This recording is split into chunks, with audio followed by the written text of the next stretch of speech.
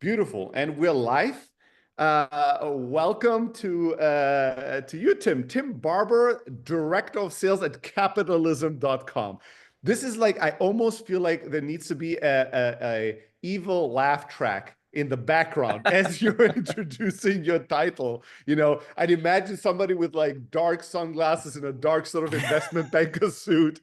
I'm the Director of Sales Yes. at capitalism.com. All right, so I'm psyched that we're having a chance to talk today, learn more about you, learn from you.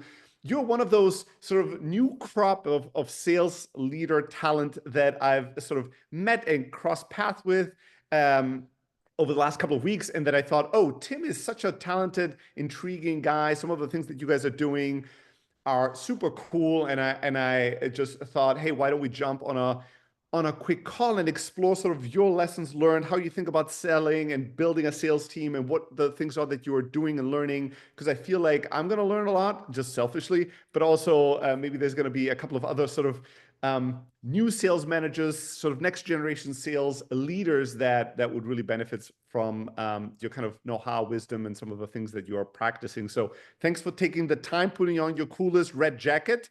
And I mean, your background, I told you this before, your sort of actual room background is pretty dope. It's sort of like, punk rock meets gamer meets, I don't know. Like if you had a cannabis sign somewhere, I give the green plant, but it's also could be like it's like a cool sort of punk rock For vibe. sure. For sure, for sure. So Dude, awesome. let's jump Super right. pumped to be here, first off, man. Just super pumped to be here. I'm a huge fan of your work. I'm a huge fan of the closed platform. And yeah, the background, it's honestly, once we all got shoved onto video calls back in 2020, if we weren't already doing it, most of us who were working online were already doing video calls. But I figured, if we're going to spend the rest of like this year at least doing nothing but Zoom meetings, I may as well make it at least not unpleasant to be on a call with me. So the background I was mean, the fruit of a lot of work, but I'm pretty pumped about it. I think you're very successful. Do you get a lot of feedback on this? Am I the only one that's that pumped All the about your time, background, or is it sort of it's a consistent thing, right? I'm not surprised. all the time. I mean, the honest truth is that a lot of us are on many Zoom calls with many people. What I get most of the time is some sort of like blurred out background at this point, Hmm. which is understandable, but it's not very inspiring, not very inviting, right? Right. And then maybe the second most common is like some sort of like a corporate background where it's like the company Hmm. logo or some sort of like office space, which is I also don't love, if I'm really honest. It's just it looks so fake. It just makes the whole interaction a little less pleasant and warm and real. And then there are the people that are just showing you the room. I actually like that the most, I think that's even the in the second case. best. Yes. Right? Yeah, I agree. That is the second best, even if, or sometimes especially charmingly unprepared and not really sort of optimized, right? So I think Hmm. as long as your lighting is somewhat okay, and I Hmm. only say that to benefit you because when people have terrible lighting, it just makes their face so shadowy and it makes them Yeah. look like unhappier, more depressed, more critical. So it's like it's not making themselves look in the right light to me, right? Like I'm almost feeling bad for them if the light is Yes. good, but then the background is that you're at your grandmother's house and it's like your old children's room, or if it's your basement, whatever it is, if it's some kitchen, that somebody's cooking in, Hmm. anything is good. That's real. Like anything Yes. is sort of like pleasant. What's real, right? Exactly. They say you don't get a second chance at a first impression, right? And so Yeah. if I'm going to put something forward, it's either A, going to have to say something about me very intentionally, which is what the design of this room is all about. Is you can instantly tell I probably like playing guitar. I like playing Smash Brothers. I got a bunch of Legos. I'm a reader. you know, you Yeah. tend to know that stuff about me just from seeing the space. Or if nothing else, if the first impression is just, yeah, this is my like dining room background, like then you're real. But if you're Yeah. real, that's also good. You can use that to your advantage. But if it's just like, yeah, I don't want you to see what's behind me, I'm going to blur it out and it looks really kind of unprofessional and kind of gross. Or yeah, the logo is the one that I hate the most. I hate that so much. It's just like Yeah. I am just coming right at you with the pitch. It doesn't matter what we're going to talk about. Like this, you need to know what's most important about me is this logo right here. somebody's going to be watching this and taking it personally. If it hurts, this is an old truism, a compass that I've always used since I heard it. If it hurts, it probably has hit, right? There's some truth to it. It's Mm-hmm. hitting something inside of you. That's why it's hurting. And so, Yeah. And um, all love here. yeah, all in love for improvement, right? We want you all to shine. But honestly, like if somebody has like an uninspired beige conference room fake background with a fake logo, it's like the worst of all worlds, right? Like, It's pretty bad. but yeah, if even if it's a just like some small guest room or your kitchen table or something, it's not cleaned up, it's a bit chaotic. If it's real and you're warm, your lighting is good, I'm like, yeah, I'm in the kitchen, right? My kitchen also Mm-hmm. sometimes doesn't look perfect. Like that's just very human. That's very likable. Right. And it also comes across actually quite confident when you're this comfortable to be like, yeah, just sit down in my kitchen. It's not quite organized yet, but we're talking business. Let's make some money together. Let's win, or let me help you. I can roll with that better than I feel so embarrassed by my actual, background situation that I'm like blurring everything out, or I'm setting a total fake set, a huge logo or whatever else. That I'm doing like a Mm-hmm. Ferrari that I photoshopped Yeah, in the I've background. got reps. I've got reps that close hundreds of thousands of dollars that take their calls in a laundry room, and you can see like the laundry, like you can see the washer and Nice, dryer in the background. It's like they nice. just own it, and they don't apologize for it, and it's that real factor. What's really Yeah. cool, one of my guys, because we at Capitalism, we are coaching people how to grow seven-figure e-commerce businesses specifically. And one of my guys is he's the closer, and he's one of our best closers, but he's also building his own e-commerce business. So when he takes Mm, his calls, he's got a bunch of like inventory in the background, a bunch of like boxes on mm. shelves and a bunch of packing material and stuff. And so people ask him about his brand, and it's super aligned, and it gives him this integrity that's really special on a call. But I mean, it doesn't, as long as it's not weird, just don't make it weird. It's a Yeah, lot of yeah, sales is just being really honest with people, yeah. and even being honest about like, yeah, this is my laundry room. It's a nice and quiet place for me to take calls where the kids aren't going to run in. Yeah, that's perfect. All right, so last comment on this. So this is a fun exchange. We might come back to it because there's a lot hidden in this little background conversation that we're having. If you Yeah. unpack it, one of my favorite interviews, I still remember this. This is maybe 7 years ago, 8 years Mm-hmm. ago, was a DevOps engineer, senior DevOps engineer. So somebody that is responsible to make sure that all the servers run correctly, that no security breaches are going on. So infrastructure, very technical hire. And it was the last call, which was with me. And he shows up on that call, totally relaxed, totally unfazed, if it's nothing, in his office while holding his newborn baby. It's like a 2-week-old baby. But he's not even he's not acknowledging, he's not making a big, he's just holding it. And it's like, hey, Steli, I'm looking very forward to this interview. And I'm just like, is that a baby? Is that your baby? And he's like, yeah, that is whatever the name was, Elise. And she's 2 weeks old and her mom is currently out grocery shopping. So I'm having her, you know. And then we proceeded to have the interview. And the entire time I thought, I've never seen somebody a cooler dad on a call. He was totally unfazed when the baby was crying or something. He was just moving it, interviewing. And I'm like, this is who I want to be in charge of infrastructure security. Just super sharp, but also absolutely unfazed by dealing two things that taking care of Cool as a his cucumber. That is cool amazing. as a cucumber. This is 7, 8 years ago. I'll never forget. I still remember this 30 years from now because nobody has ever done this before, right? In an interview with the CEO. And some people psych themselves out over the smallest little thing. If there's a baby crying or something else, it sort of breaks their whole Mm-hmm. world, falls apart, and they're like so in their head about the pressure of impressions. And here's this guy, and he's like, "Well, I have a baby, I have to take care of it. And I'm just talking to some CEO. Like, I can do Yeah. this interview. I know I'm good at my job. I can answer these questions." Mm-hmm.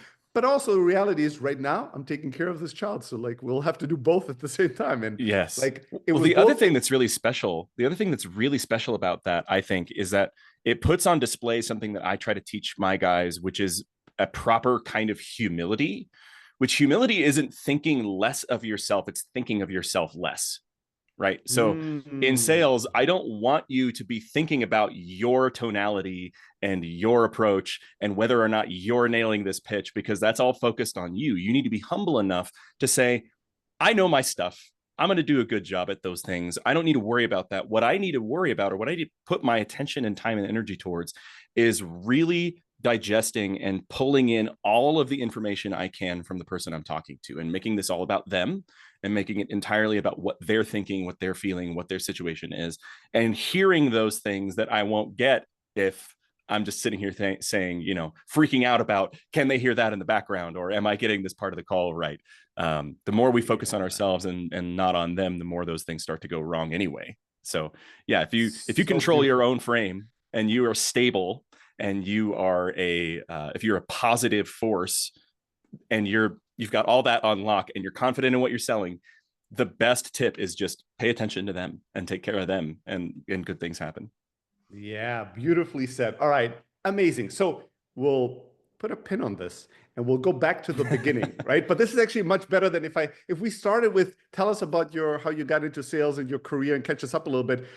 I wouldn't know if I want to pay attention to you if I'd listened to this for the first time, because I don't know if I really want to learn from you. Right. But this little snippet either convinced you or not that there's going to be some interesting tidbits in this conversation. So with that being said, let's go and rewind real quick and give people maybe a bit of a background on who you are. How did you get into Yeah. sales, and how did you get to be director of sales at capitalism.com? Right. Oh man, there is quite a story there, and some of the more sordid details will probably get left out. But I kind of backed into sales accidentally. Out of college, my first job was actually in software development and programming. So I was working at this company and quickly learned I'm good at this, but I don't think I want to go this direction for the next 10 years. Because I looked at the guys in the office who were 10 years further down the road I was already on. And the standard was 60, 70-hour weeks during crunch time, sleeping under their desk, no increase in pay, no incentive to do it. It's just, hey, this is what's got to be done to get it shipped. And ripping their hair out, what little hair they had left by that time. And it was just not the course of action I wanted to be on. So stupidly, I chose entrepreneurship instead. I jumped into web design and development. Let me ask you, how old were you at that point? Oh, geez, probably about 2021. Just got 2021. married. Just got married at Mhm. 2021. Where in the world, Yep. where in the US are you at that point? Where do we locate you at that I've lived age? my whole life in Colorado. I was Colorado. born in Nice. Denver, in what is, I've now come to learn, was the most polluted zip code in the entire country at the time. More Wow, even really? no, not in Detroit. It was this one little strange spot kind of just outside of Metro Denver. And it was because we had a bunch of mercury and lead in our dirt. So it was just Wow. really, really bad place. Nothing grew there except for little flowers that smelled like rotting corpses. But that was where I grew up. And then I moved to Colorado Springs for college, and then married the woman of my dreams. We moved into Commerce City, which is a little just outside of Denver, and then up to Fort Collins, about an hour north. But at that time when I was working, it was all kind of like the Denver area. Awesome. And so you're 21, you're like, I'm going to do my own thing. Yeah, Right. exactly. Yeah. I was And like, I don't want this whole stressful lifestyle of working a long time and just tearing my hair out. So what I'm going to do instead is entrepreneurship. No, yeah, that's knowing going to be nothing. nice. Yeah, Nice and easy. exactly. Well, ignorance is the key to all new doors and rooms, right? Like if you knew what it means, you probably wouldn't do it. So you say, I'm going to be my own boss. I'm going to do my own thing. It's going to be a more fun ride, maybe more successful, more money, less stress. And what is the first business that you get into? Yeah, the first thing I started doing was I built a blog, right? And this, again, I know nothing. I know nothing about nothing. And so I started a blog that was about game design and development, because that was my real passion. That's what I went to school for, was video game design and development and the software of video games, not just like programming reports for some value added ERP reselling company or something like that. It was video games was my real passion. And I had to set all that aside. But what I wanted to do was kind of like build a gamification platform and try to teach people how to live a more effective life. Again, what does a 20-year-old know, right? I look back on this and just laugh, but that was my goal, is I wanted to teach people how to live a more effective life by gamifying it, by giving themselves clear progress indicators and letting themselves see themselves level up at whatever skill they wanted to build or whatever habit they wanted to build.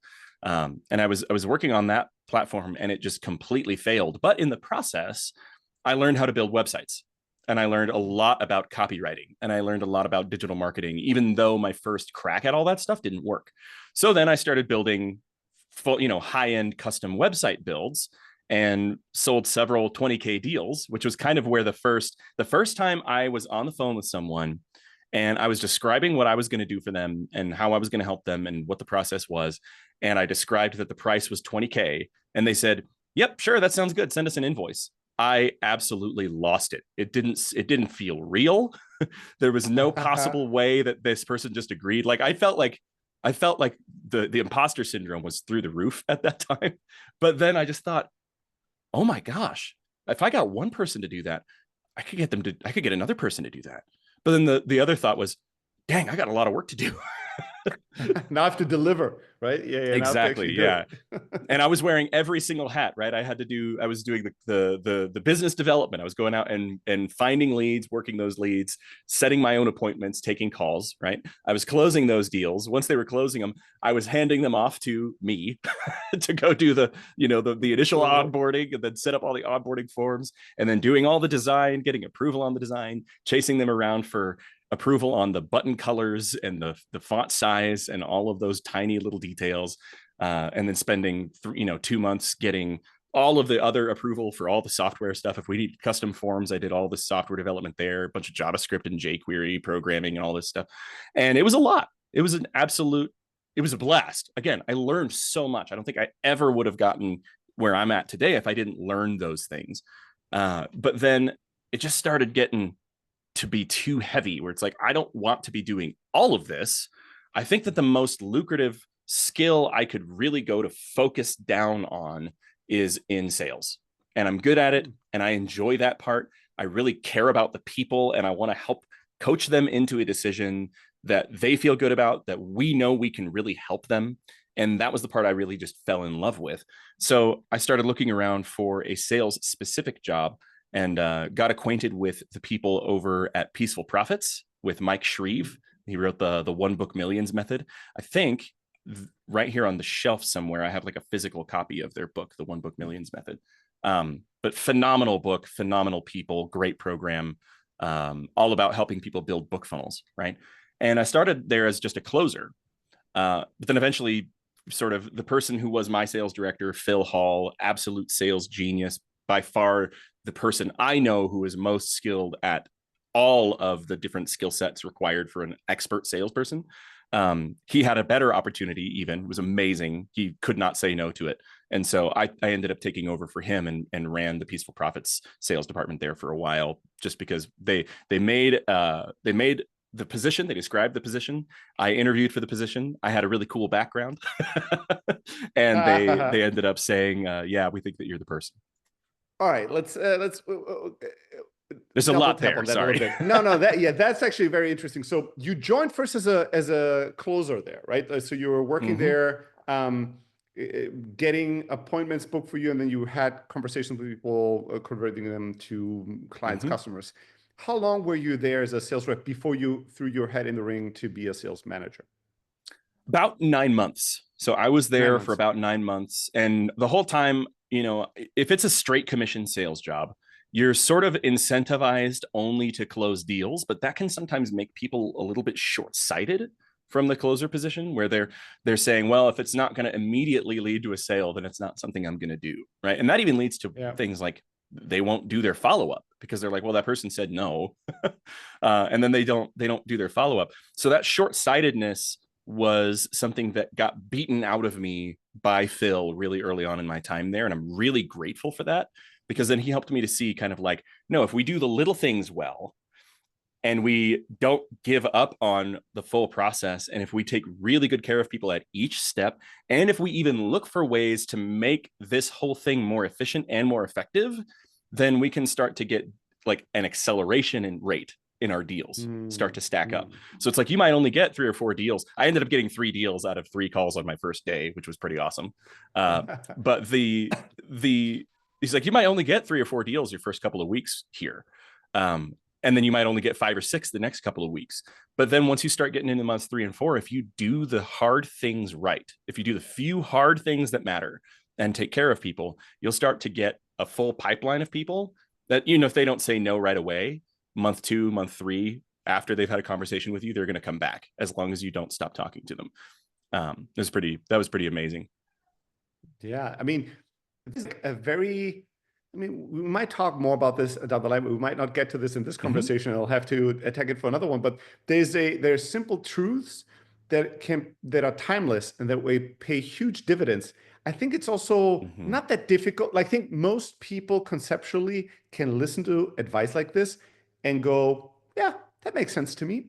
But it's in the buying Mm-hmm. into it so much that you do the unpleasant thing right now that doesn't give you an immediate return with Mm-hmm. a strong enough vision and faith that if I do this Yes. long enough, good things will happen to me and everybody around Mm-hmm. me, right? That conviction, some people get easier to that point, other people never get to that point, right? They might Mm-hmm. again and again hear these types of pieces of advice and go, yeah, I think so, but then they cannot put it in action because they can't quite get themselves to really, truly in every cell in there, they're being believed that this is going to bring good things. And they're just like, I'd rather just optimize on the easy, Mm-hmm. immediate thing that I can do. And everything else that's like less sure, more difficult, requires more resistance and discipline. I'll punt to another Yeah. life or to another week. I think that's one of the great secrets of sales, but I think that's also, I'm learning, that's probably one of the great secrets of life, is the person Mhm. who is willing to endure whatever amount of pain is necessary to get to whatever end they are aiming at is the person who will win, right? Yeah, There's a yeah. George Bernard Shaw quote that I think it's George Bernard Shaw. Don't quote me that it's him, but I think it's him, where he says something along the lines of the reasonable man persists in adapting himself to the world, but the unreasonable man persists in adapting the world to himself. Therefore, all progress depends upon the unreasonable man, right? And Yeah.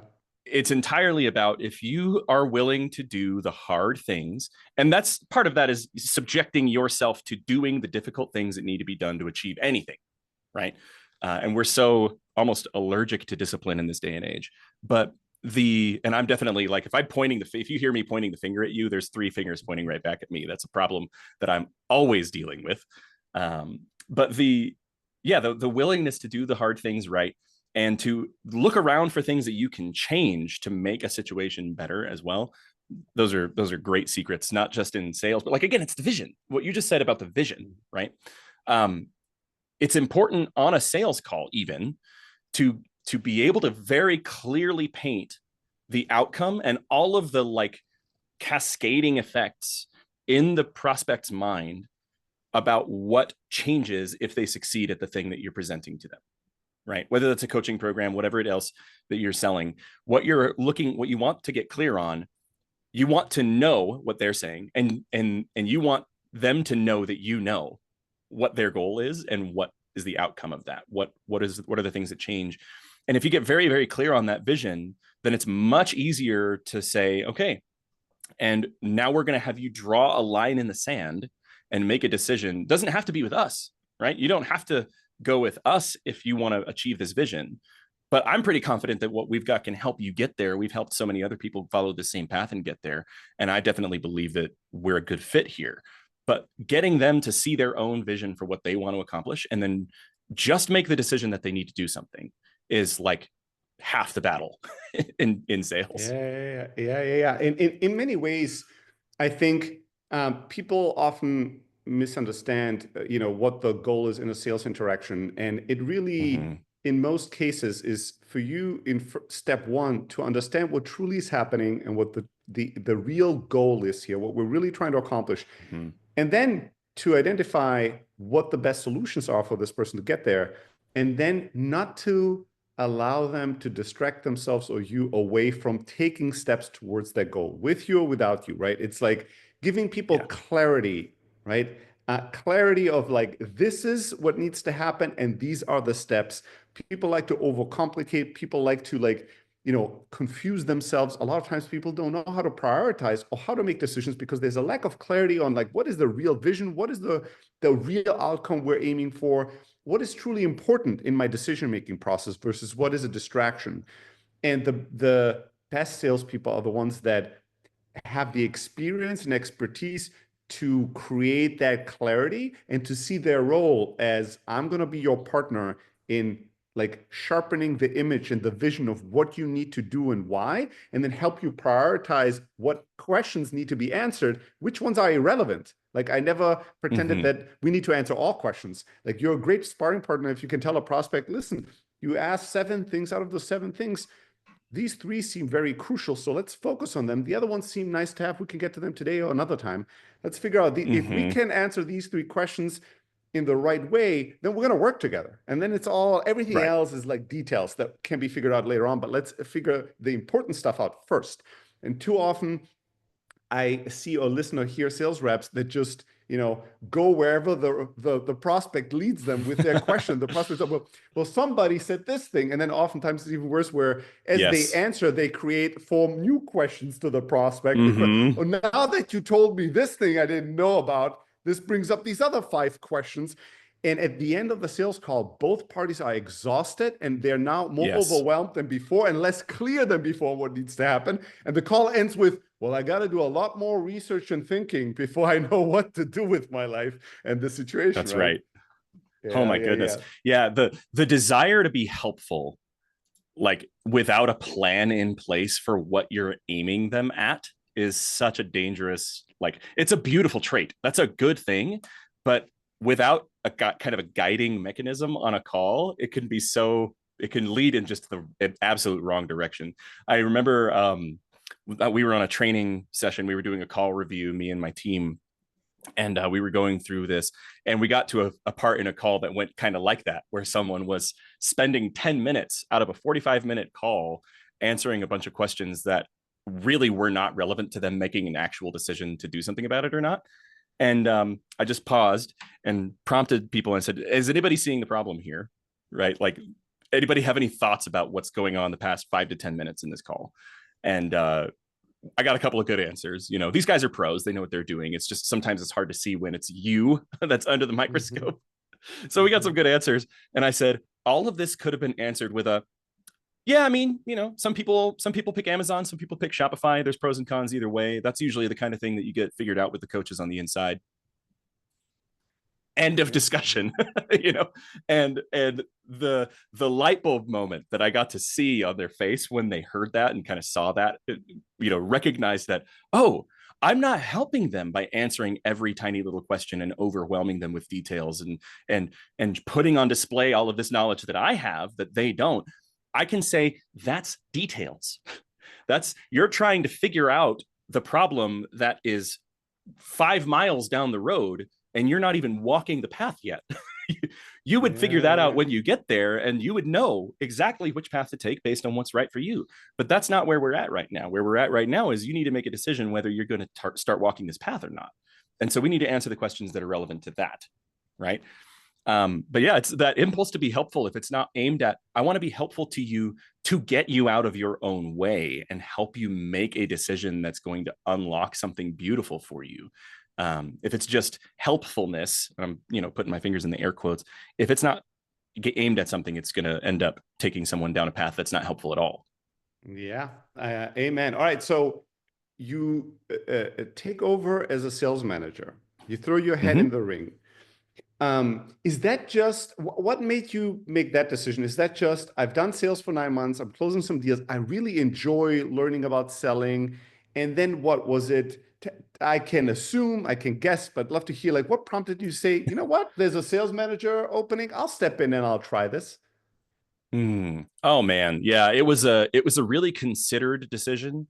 At the time, I even did some math and said I would probably make a little bit more money closing than if I Mm, did the sales director position the way that it was framed up. But the nature of the role was so compelling to me. During that time, I really I had stepped into some leadership roles at church. You know, I had been a husband now for 6, 7 years, had my 2 children, and was just really enjoying that aspect of mentorship and guidance, and knew that I was very good at that. And I looked again, kind of at, I don't want to say that I was humble, but what I was trying to do is I was looking at the people around me, and I was looking at what they needed and their situation. I was trying to think about them and how I could step in to help them. And it just became clear that that felt like the right choice. I did end up making more money because, you know, we had a percentage bonus as a sales director, and then we doubled revenue, so it was pretty great. But Hey, hey. the thinking at the time was, I love sales. I love the craft of sales. I love teaching the craft of sales. I love even things like big picture company department vision, and talking about where we want to go as an organization, interfacing with other different departments. Because again, hey, I wore every hat, right? I can talk marketing funnels with the guys who are building the marketing funnels because I built marketing funnels. I can talk copywriting with the people who are writing the sales copy for our done for you clients because I've done that before. And I could learn. I really also wanted to learn from here's the CEO who's built this $18 million a year business, and I haven't done that. What can I glean from him in the long run that's going to help me as well? Right. So there was a lot of different angles to it, but it came down ultimately to, I know sales. I know it really well. I've fallen in love with it. I know leadership and teaching sales. I also know automation, and I knew Zapier inside and out, and I knew Close. Again, to drop a plug here, I had fallen in love with Close, and it's twice as powerful as it was back then. My goodness, especially once you guys made the transition from like sequences to workflows, there's just so much there that got added. But I knew Close really well. I knew all these different pieces that I could put together an amazing sales motion, and I knew behavioral psychology and all of these different things. And it ended up being, I felt like I could put together a sales motion and a training regimen and kind of a company culture around sales that made it the best version of the sales job. And well, I mean, it ended up being a pretty awesome experience. So It ended up working out pretty well. So how long did you yeah, work there as the director of sales?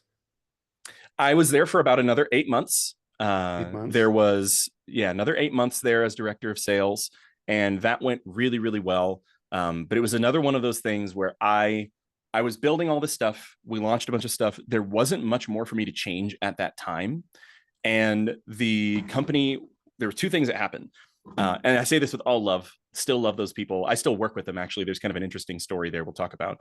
But they wanted to implement some things that were going to lead to more like a circuit sales kind of a system, which isn't, Mm-hmm. you know, the standard, you know, you put an ad out and you get an application, and then they book a call with a setter and then a closer, and then you close them into a high ticket deal. That sort of motion that's been the bread and butter of most coaching companies for the past 10 years.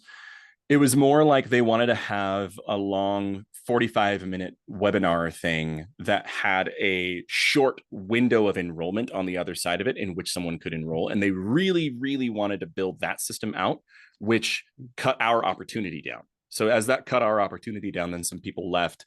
It ended up being a thing where they're like, we probably will move in a different direction. It was amicable.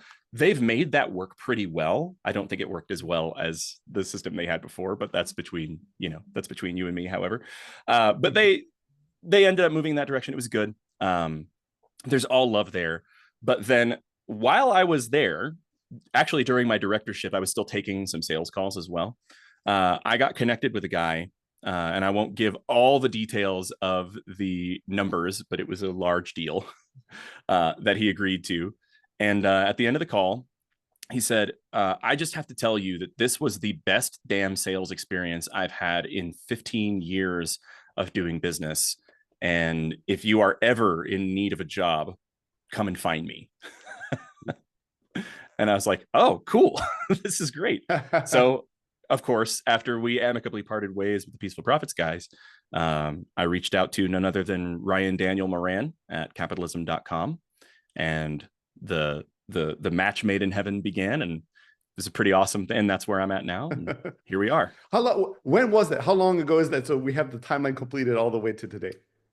Yeah, there was, this would have been about 8 months. So all these 8 month periods, it's Eight so weird. months, huh? But Wow. about 8 months ago, when I first started working at Capitalism, yeah, and Wow. 8 months before that, and 8 months before that. So I've been at this in a teaching capacity for only a couple of years.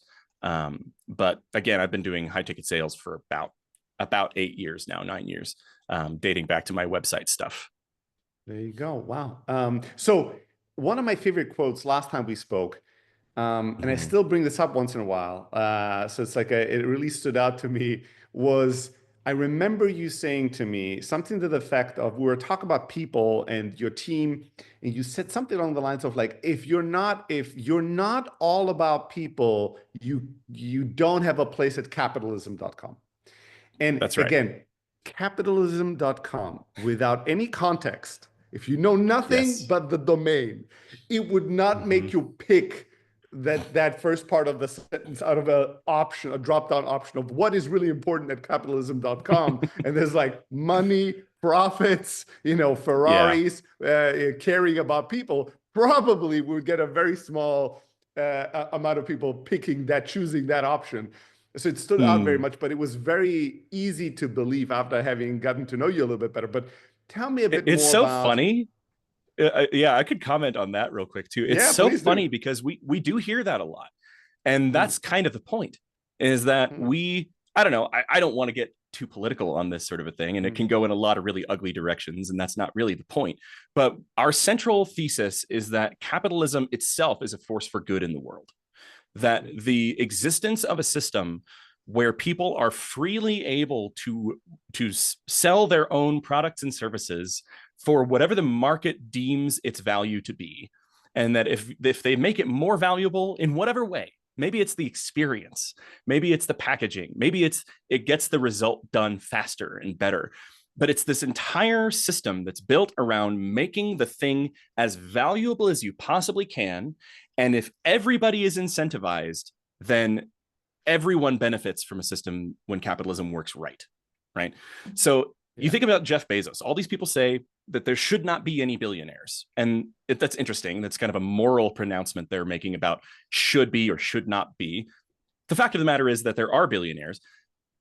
The world is richer for the presence of Jeff Bezos, whatever you think of him as a person, because of Amazon and our now ubiquitous ability to tap a couple of things on our phones and have something delivered to our front doorstep in 2 days or less. Anything in the world that you might need, the whole world is richer because of that experience than Jeff Bezos is from the money he's earned building that company. Right? yeah, We benefit way more in this relationship even than he does. And you think about Walmart, same thing. Just think about Apple. Okay, I'm an Android guy. I have a MacBook for my computer because Mac computers are the best. I'm not an iPhone person. But the iPhone, the invention of the iPhone, just think about the prehistoric age before the iPhone, when we had, those flip phones and an iPod, and you had them both separate. And this iPod was such an amazing experience because you could have all your albums rather than carrying around a giant stack of CDs. You could have all your albums in the palm of your hand. And it was just music. That was it. Right. And then we had our flip phones, which all we could do was call and maybe, play Snake. I don't know. What did you even do on a flip phone back then? Right. And then someone said, I think I could make a lot of money. We could make a lot of money if we made this whole thing better. So capitalism was the driving force behind it. Was this profit motive was the reason that someone stepped in and said, I think we could do the hard work of starting entirely over, paying a bunch of people a lot of money to work and think really, really hard about how we could take this idea of a phone and this idea of an iPod and put them together and add 10 other things that didn't exist yet. What's possible? And people don't ask what's possible unless there's really something in it for them, unless they're incentivized somehow to go out and do it. If I make $30,000 a year, whether I work really, really, really hard or whether I work only as much as I need to not get fired, then I'm almost incentivized to work as little as possible. Right. And this is what's, again, beautiful about sales. In the sales environment, if I work twice as hard, I can earn twice as much. But mm, that's what entrepreneurship does too. And so we're trying to rebrand capitalism in that way, because I think a lot of people hear capitalism and they think, oh, greedy robber barons who are sitting around twiddling their mustaches and swimming in swimming pools full of golden coins like Scrooge McDuck. And we think people who look around, unreasonable men, just like that quote I was talking about earlier, unreasonable people who look around and say, how can I make the world better? This thing in the world sucks. And I want to make the world better, but there's got to be something in it for me too. A company that I fell in love with recently is Huel. I love Huel. I love their product so much. And this is someone who thought I could probably start a brand, help a lot of people, and give them a genuine, honest to God meal replacement shake, a high protein meal replacement that doesn't taste like grass. And if I did, I bet a lot of people would want to buy that. And it was only because he was right. He did the hard work of doing it. And then people responded to it by freely exchanging their own money for what they perceived to be a lot more valuable than having $70 in their pocket, that it succeeded. And my life has been enriched. My breakfast is solved permanently because of Huel, right? Every day, I don't have to worry about what I'm going to eat. It's just solved. And it's only because of capitalism the companies like that exist. And so we want to rebrand capitalism in everyone's minds for being a force of good in the world that lifts people out of poverty, that gives anybody the opportunity with a good idea to do the few hard things that matter and completely change their life and the lives of all the people they end up impacting. It's just something we're really passionate about. Beautifully said. I'm going to use all the restraint I have and just let that be, without commenting, editing, or making this bigger, because there's so many other things I want to talk to you about, but I couldn't agree more with you. And I actually love the contrast. Contrast stands out, right? That's sort of like there's great power to that, where I have a name and it comes with preconceived notions, and then you break all of them. That will stand out. That will sort of hook itself in my mind. That will get a reaction, which can be the start of a relationship, of a conversation, of a conversion at the end, right? Versus when, right. It's like happydeppypeople.com, and then I'm just like, peace, love, and harmony.com, and I'm like, what is this site about? It's about helping people with their e-commerce stores. And I'm like, okay, so these people it's all gonna be about really nice people, but is it gonna work or not? And then I talk to nice people, and then I have to sort of like try to figure out, but what are we really trying to accomplish? Is it really just being nice? I can do that with my friends and with my family, versus, hey, we're here because, capitalism is and can be a force for good. We're gonna be a force for good in helping people set up their e-commerce stores or grow them. And we're gonna accomplish it by also putting people at the center of the experience. I want to comment on something else first, and then get back. Maybe we'll end up with the people part, which I think you really embody. And I want to double click because I love and I value so highly. But first, you said something just a moment ago that was, hey, in sales, one of the great things is that if I do double the work than you, then I can earn double the money, right? Or significantly more. This is originally what drew me to sales, was that it doesn't matter how old I am, it doesn't matter how I look. When I started selling and being an entrepreneur, I was like 18. I had a bunch of gel in my hair, I had 2 earrings, a long, complicated Greek name. I'm in this southern, very conservative part of Germany with, high school dropout. And I'm like, what's nice about selling? Nobody can tell me what I can or cannot accomplish, and I can outwork people that are smarter, more experienced, more connected than me. I'm just going to work harder than everybody else. I'm going to make more calls. I'm going to put more effort into every interaction. I can work myself to success. And I believe that I could work hard, right? Versus in many other venues that I saw for success, I didn't believe I could make it, right? I'm going to have all these people give me the thumbs up and like me and put me in good positions. Do I really believe this is going to happen? I'm not sure. It doesn't seem like it's in my own hands. But sales, I was like, I can outwork everybody, right? Like at least I can work as hard as humanly possible to improve my odds for success. Just recently, I was talking to somebody, another sales leader, and we connected on this, like, this is why we got into sales. And then the question came up of, will this be true in the future? Right? And that was an interesting question, thinking about AI. Well, there was a time where I could just do more prospecting, do better research, and send more emails.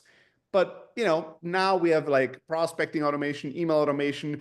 me sending 100 emails is not a thing anymore. Like people could send automated. There was a time where follow-up, a big part of my success was that I just follow up more and better than anybody else. But that's not that difficult to do anymore. Now we have software, we could just automatically follow up forever.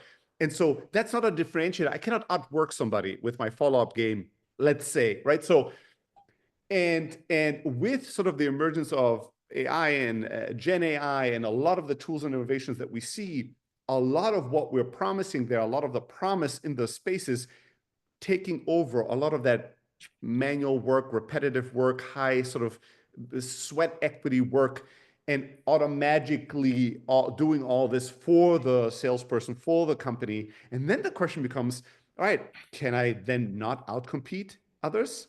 Because everybody has the same amount of like, sort of AI agents that do all the research and all the outreach and all the emails and all the prospecting, all the qualifying and all that heavy lifting work. And then how do I outcompete people? Or how do I compete in the market? How do I stand out? I'd love to hear your reaction on that and sort of like, what role will hard work play and what role will automation tooling play in the future of selling? Oh, it's amazing. This is probably one of my most favorite things to talk about and think about. I'm a huge AI guy. I'm a huge AI proponent. One of the first things that I did when I took over as sales director at Capitalism was completely revolutionize our note taking by using Fathom. So I set up a whole, I'm not sure if anybody knows, if you don't know, if you're listening to this, what Fathom is, it's a video companion that joins as an extra person into your Zoom calls, records them, transcribes them, and then gives you AI notes, right? A lot of different companies do this. Fathom's our favorite. Fathom had A, the best pricing set, and B, I would say the best features. But what happened, and we picked them because of capitalism at work, right? We were incentivized to pick the best deal and the best features, and that's who we landed with. But anyway, one of the first things I did was build this whole flow that takes anytime a new set of notes is acquired from a call, it automatically sends them into close. It goes and finds what kind of category it was. It takes the email address of the person on the call, checks that person against a table that says, are they a setter or are they a closer? And then it creates an automatic entry in our Slack database, right? Or in our Slack channel for sales activity about what was the outcome of the call, who was the call with, when was it, who took the call, so that we can all see at a glance exactly what the outcomes are of every single call that we take, and they're all recorded automatically, right? And that's amazing. How much drudgery work was that before, where if I was expecting my salespeople to take really, really rigorous notes, and sometimes that's fine, but if I'm head down writing notes because I need to get notes written down to check off that box at my job, rather than head forward, eyes forward on you listening, I will miss stuff, right? And they'll still write notes. They'll still write the important thing. Hey, I want to make sure I bring that up later. They'll still take those notes, but they don't have to take notes about the whole call, what happened during the whole call, because that part's just solved for them now. So my theory on this overall is we want to take away or automate, we want to eliminate or automate or delegate everything that can be or should be, so that all that's left on your plate is all that you should be doing, that you are going to be putting all of your effort and energy into smashing it out of the park at the few things that matter. But all this other stuff, all the drudgery, again, no one needs to, take minutes like a stenographer on a sales call. But it's helpful to have a backdrop of what happened on a call, right? To know what their thoughts were, what their objections were. So if we could just have AI handle that, awesome. I've solved note taking for my entire department now. And we have, as an added bonus, accurate records of every single call that we've ever taken because it's just all done automatically, and they never have to think about it again. But yeah, I also look at these things like AI appointment setters, and I'm wondering how the voice AI space especially is going to develop and change. But candidly, I think setter is not the most fun job. Setter is almost the job that someone takes on because they want to get into sales and prove themselves enough to get the real opportunity, which is where you go and close the deals. But it's like the junior job you give to the person to do all the hard stuff that the closer doesn't want to do anymore. That's basically what an appointment setter is like, right? Or that the closer doesn't have time for. anymore. You want to get to a deal volume, a lead volume where the closer's calendar is packed with 45-minute to an hour long calls, and they don't have the time for 15-minute calls because they've got all these people that they need to close. But again, I think of this as we might see kind of the bottom 50 to 60% of salespeople replaced by AI in some sense. But I would say that if you were in the bottom 50 to 60% and you weren't working to get into the top 50 to, top 40 to 50%, you probably shouldn't be in sales anyway. This is a results-based, hunger-based, cutthroat. You need to produce or you are not going to hold on to your role for more than 2 months kind of a role, industry. And if as a whole, we are instead making bigger opportunities and making the pie bigger, making more economic possibility than existed before, I think that we're going to head in the right direction. So I'm generally a fan of AI. I love the AI. I love the automations. I just want to frame it always in terms of if you're great at the few things that matter, if you hone those to as sharp and as fine a point as you possibly can, then we'll take away the drudgery work. And you still have to work hard on these things. You still have to work really hard on actually caring when you're on a call with someone. And you have to work hard on actually listening and actually thinking about their problems. But none of us like the drudgery work. So if we're differentiating on hustle, that's all well and good. There's still room for that. I don't know what it's going to look like in the future, but the ability to just focus down and do the few hard things that matter is going to be important for anybody who still wants a job as a human in the age of AI. Yeah. So I think there's always going to be space to outwork people. It's just a question of what kind of work we're talking about, right? And what other things that were going to be differentiators in the future will be looking very different than what was a differentiator in the past, right? Me taking meticulous notes, following up perfectly might be something that's just table stakes. Everybody expects it, can do it, and it's nothing I can do to differentiate myself. But maybe listening skills, concentration skills, the ability to really ask thoughtful questions, to really understand context, to connect really on a human level. Maybe these things become more and more scarce as we live in a more and more digitalized and scaled up AI world. And so some of the things that makes us that are sort of the what makes humans might become sort of higher quality, higher value attributes that allow you to differentiate yourself. Listen, we're going to talk more. There's going to be a part 2. I've already decided this. 100%. So there is, you have a sales rep. I think you mentioned him to me as, the richest sales high school student in Romania or something along those lines. That's him. Yep. The richest 19-year-old in Romania. That's him. There you go. The richest 19-year-old in Romania. We'll talk about him. You guys are doing some incredible things around connecting on a very human level, in scale and with a process with prospects. There's more to talk about, like automation and systematization of the sales workflow, and many more things that I'd love to cover with you, and we'll cover in part 2. But there was just too much goodness in this first part for us to cram everything into it. Listen, Tim, this was such a pleasure. And this is also as something I've been thinking about a lot more. This has always been sort of a theme in my life and in the way that I thought about sales, but it's sort of bubbling up again to the top of something I think about a lot more, which is the ability to be energizing to other people, right? The ability to interact with people in a way where at the end of the interaction, they feel more positive, more energized, more pumped, more excited, more happy than before talking to you. How valuable that is. That is such a commodity. To face it, I talk to people all day long. You probably do too, most of us. And most of the people I can't even relate with people that maybe live in a more hostile or less fun environment. I talk to mostly great people, right? All day long. But even so, many of these conversations end with me being a little less energetic and a little bit more burdened and a little bit more tired than I was an hour ago before I joined the call. And so the few calls where I feel more energized really stand out. And part of how I'm restructuring my life is to make sure that every day I have at least a call, if not multiple calls, that energize me, that really helps me do more, do better work than many, many other people are able to do. And that's also something that really stands out. People never forget. I think it's what's her name? Angelou. I don't remember her first name. She has a lot of beautiful Maya. quotes. Maya. Maya Angelou. Um, Maya Angelou, a quote that said something to the effect of like, people will, not remember your face, your name, this, that, or the other, but they will never forget how you made them feel. Right. And so at this stage, I'll say thank you for making me feel pumped. This was so fun.